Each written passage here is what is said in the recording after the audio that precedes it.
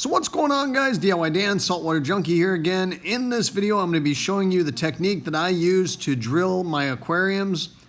I've been in the saltwater aquarium hobby for close to 15 years now, and during that time frame, I've probably drilled a minimum of 50 holes in aquariums. I've drilled that many holes for a lot of different reasons, including main display drains and returns, DIY algae scrubbers, refugiums, sumps, etc. Just recently, I had to drill a bunch more holes because I was putting together this 3 main displays all running off one sump filtration. This system alone has a total of 8 holes. 6 of those holes were connecting 2 40-gallon breeder aquariums for the main part of the sump. And then I drilled another 2 holes in my DIY algae scrubber for drains back to that sump. This video is going to cover everything from how to tell if it's tempered so you know if you can drill it. I'm going to go over different ways that I've drilled aquariums in the past, tell you the good and the bad about each one, and I'm going to go over the best way I've come up to drill holes, which leaves absolutely no breakage and completely smooth sides on both sides of the aquarium that I drilled. So let's get to it. I will say that this is by far the most I've ever struggled with drilling aquarium glass. What I ended up realizing is the main reason I was having so much trouble is because I was using smaller aquariums than what I have in the past for space reasons, and the smaller aquariums obviously have thinner glass, therefore making them a lot more fragile than what I have drilled in the past. I had some crack on me while I was drilling them. I also had successful drilling on a couple of them, and then they cracked when I was doing the plumbing or installing the bulkheads or piping it in. Now, most of the aquariums that I've drilled over the years have been Aquarium. I've got them from Petco when they do their 50% off sale. Something I realized during this project is that Aquarium has gone with thinner glass over the years. I've got a 40-gallon breeder that I drilled 10 years ago probably, and the glass on that is about 3/16 of an inch thick. And on the 40-gallon breeders that I bought for this project less than a year ago, are down to just over an 1/8 inch thick, explaining why I was struggling more than what I did in the past with drilling these aquariums. So if you are planning on drilling an aquarium, the first thing you need to do is make sure that the glass is not tempered. Now, anything over a 40-gallon breeder, odds are you're going to have some tempered glass on it.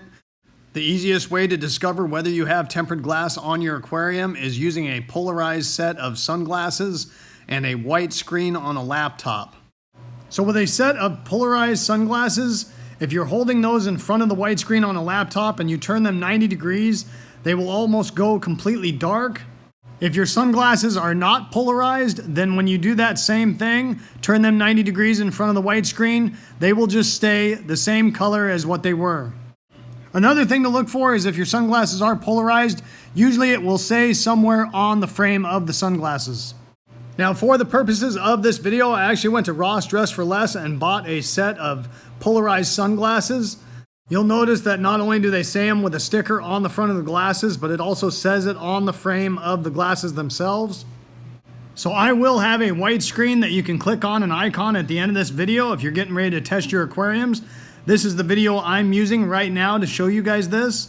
Now, you'll notice when I use my iPad that the polarized glasses, they do change color but don't go completely dark.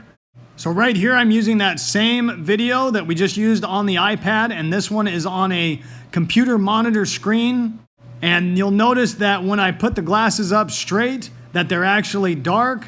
And then when I go vertically 90 degrees, that's when they go where they were regular glasses.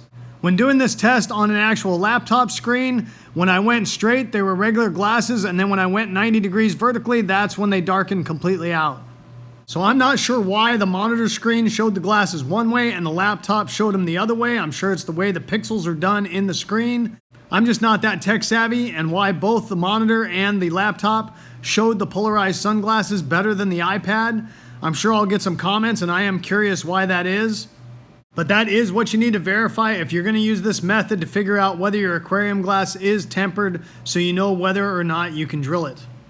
So right here, I've got my laptop with the white screen on, I've got my polarized sunglasses, and I've got a piece of glass that I've already drilled a hole in, so you know this piece of glass is not tempered. I'm going to put it between my glasses and the laptop and look through the glasses, and you can see it's a little dirty, but there is no distortion marks looking through those glasses to the white screen on the laptop. Now here is a piece of tempered glass doing the exact same test, and you'll see all the streaks and distortion marks. I've also noticed that with tempered glass, it shows those streaks and distortions a lot more in the corners than it does in the center of the glass, so that's something to keep in mind. If you try drilling an aquarium that has this distortion in it when looking through those glasses, then you're going to get about 50% to 75% of the way through that glass, and it's going to shatter into over 1,000 pieces. Believe me, I've done it twice, and it was not a good situation either time. So if you're doing this test on an actual aquarium, instead of just a couple pieces of glass, you would just place that laptop inside the aquarium, take your polarized sunglasses, turn them 90 degrees to darken them out, and then look through those glasses. If there's no distortion, then it's not tempered and you are safe to drill it. If there is distortions, lines, or streaking in any way, shape, or form, then it is tempered and you cannot drill that aquarium. Now keep in mind, I've seen some aquariums where the bottom is not tempered and the sides are, or the front's tempered and the back's not. So if you did test the front of the aquarium to see if it's tempered and it is, and you can't drill it and you got all disappointed, make sure you check the back of the aquarium as well, because it might not be tempered depending on what glass they had left when they're building these aquariums. Now there will be an icon at the end of this video you can click on if you want to see more detailed about how to tell if it's tempered, where I go through a lot more of testing the actual aquarium glass than what I just did in this video. The next most critical thing to drilling an aquarium is making sure you have the correct drill bits. Now these are diamond drill bits. I actually looked back through my YouTube videos and found where I had bought these things, and I had paid like $40. When I looked on Amazon recently, they were down under $20. There's three main sizes that I constantly use. One is for a 3/4 inch bulkhead fitting, which I use an 1 3/8" drill bit for. For the two main holes between my sumps, I used an 1.5 inch bulkhead, which required a drill bit that was 2.5 inches in diameter. Now you'll notice this does not have the arbor on it, and I had to use my arbor off of my regular hole saw kit. I just removed the drill bit in order to do this. And then the most common size probably is going to be a 1 inch bulkhead, which obviously I use the most as well, in which case I use an 1 3/4 inch drill bit. Right here I'm removing a 1 inch bulkhead fitting out of a 40-gallon breeder that I built a DIY algae scrubber. This is the algae scrubber that I used before I moved the multi-systems all running off one sump filtration to its different location in my house. Unfortunately, I wasn't able to reuse this algae scrubber when I moved the system because I just didn't have enough room under the stand for this big of a tank. So right here, I just put that 1 3/4 inch drill bit that we just measured in that hole so you can see that fit, and that is the drill bit I used. When I put the bulkhead back in, it does have a little bit of play that you'll notice. However, the rubber seal on these bulkheads is plenty big enough to still seal that aquarium without a problem. You'll notice when I'm tightening this bulkhead back up that it's kind of a goofy looking wrench. It is actually an oil filter wrench for like the automotive industry, and is actually one of the best purchases I've ever made as far as helping with the plumbing of these aquariums, because it just hooks nicely for big fittings like that. It also works great for unions like I used between these two sumps. So we verified we don't have tempered glass, we've got the correct drill bits, and we've got the bulkheads we're putting in place. Let's get to drilling these holes. As far as what type of drill to use, in the past I've used an air drill, which is a very safe option when dealing with water. You don't want to use an AC electric drill because the water and electricity really don't mix. Another safe option is a brushless compact portable drill, and is what I've used ever since I've transferred over to battery operated tools. So one of the most critical things to drilling glass is you have to keep these diamond bits wet in order to cool them down. Now there's a couple ways to do that. When I used to do these glass aquariums, I used to just get some plumber's putty and make a water barrier with that. One of the main problems I found with doing it that way is glass takes a very long time to drill because you really don't want to force it. You want to let the drill bit do the job and not put too much pressure, with obviously the risk of it cracking. And as soon as you break through the surface with the drill bit, it's going to start leaking that water out, and you might have to refill it a couple times. Now, if you put some tape on the bottom side of that glass, that helps accomplish two things. One is help retain the water and not let it drip out. The other thing it does is catch the glass once you fully drill it out so it doesn't fall into your tank. I've gone kind of away from doing it that way and just usually have somebody hold a garden hose with it on a very low setting while I'm drilling the holes. Another way to do the water is just drill the aquarium from the inside going out and just put a little bit of water in the aquarium to keep it cool that way. So right here I'm drilling the first hole in one of the 40-gallon breeders that I purchased for the sump for this multiple aquariums all running off one sump filtration. Now this was an 1.5 inch bulkhead, so I'm using that 2.5 inch drill bit. You'll notice that I'm starting out at an angle with the drill bit. The reason I do this is if you start out perfectly straight, there's a good chance you're going to start skipping around and scar the inside of the glass.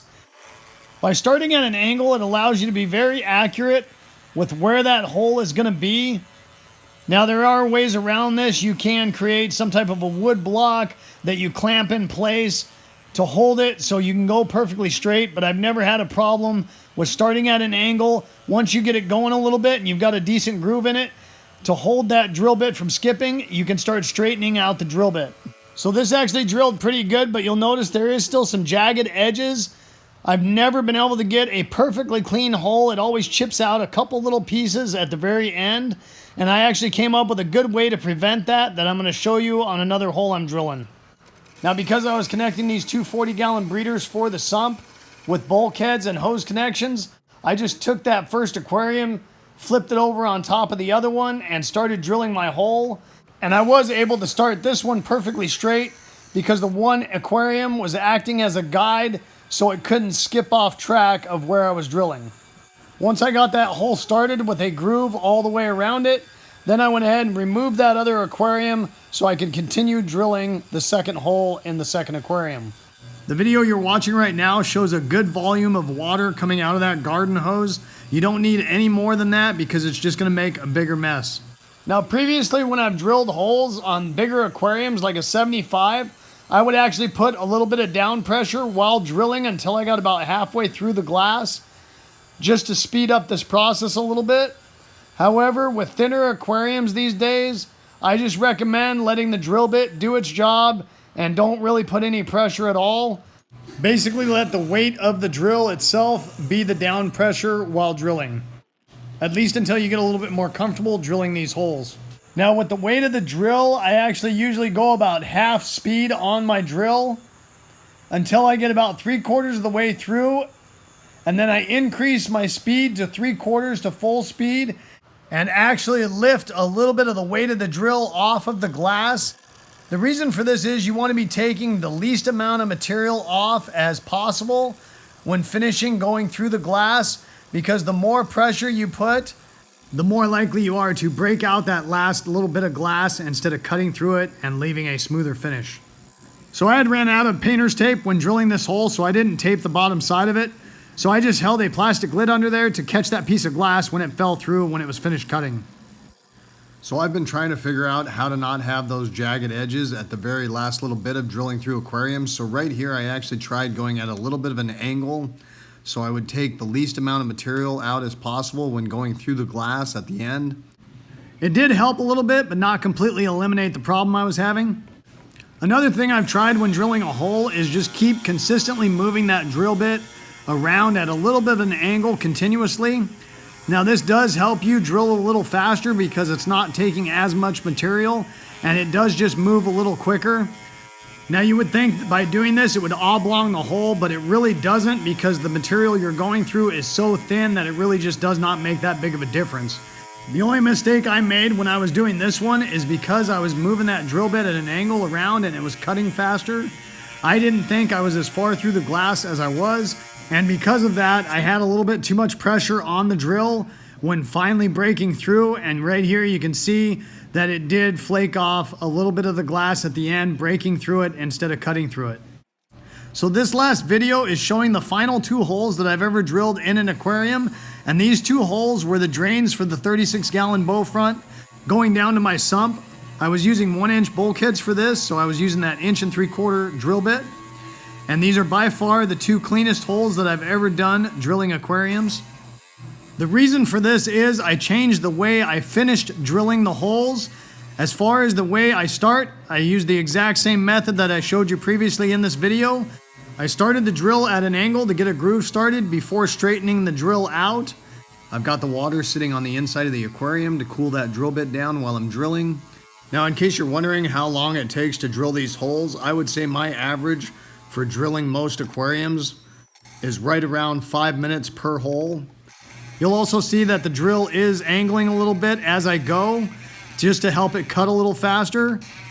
The difference in the way that I did these holes versus all the rest is once I got about 3/4 of the way through that glass, I did angle the drill a little bit, and as soon as the first part of that drill bit cut through the outer part of the glass, I stopped drilling the hole, I flipped it up on end, and I used the groove from me barely going through the tank as a starter on the other side of the tank and finished drilling that hole from the other side. This gave me 2 perfectly clean sides, and any breakage that was gonna happen in the middle of the glass instead of on the outside of the glass where it could affect the sealing surfaces of the bulkheads. So that's gonna wrap it up for this video, guys. Hopefully you guys enjoyed it and it gave you some good information. If so, make sure you hit that like button and subscribe to my channel if you haven't already. I'd really appreciate it. The whole concept of my channel is to give you guys the most information in the least amount of time as possible so I don't waste your time. And I hope to see you next time. Have a good one. Later.